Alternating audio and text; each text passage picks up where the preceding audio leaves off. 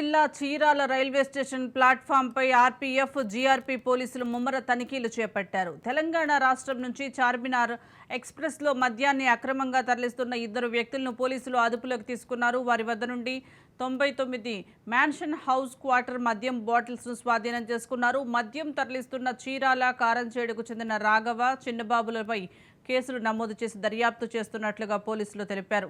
నిబంధనలకు విరుద్ధంగా ఇతర రాష్ట్రాల నుంచి మద్యాన్ని తరలించి విక్రయిస్తే చట్టపరమైన చర్యలు తప్పవని, ఎంతటి వారైనా ఉపేక్షించేది లేదని పోలీసులు హెచ్చరిస్తున్నారు.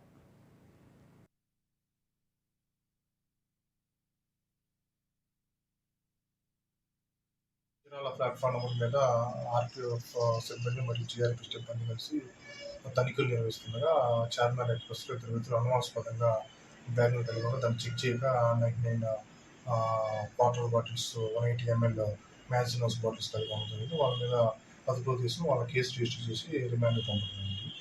ఇటువంటి లిక్కర్ బాటిల్స్ ఇటువంటి ఇలాంటి ఎటు చేసినా కూడా వాటి మీద తగిన చర్యలు తీసుకోవడం, చట్టమైన చర్యలు తీసుకోవాల్సిందే తెలుపుతున్నారు. చీరాల ప్లాట్ఫామ్ నెంబర్ మీద ఆర్పీఎఫ్ సిబ్బంది మరియు జీఆర్పీ సిబ్బంది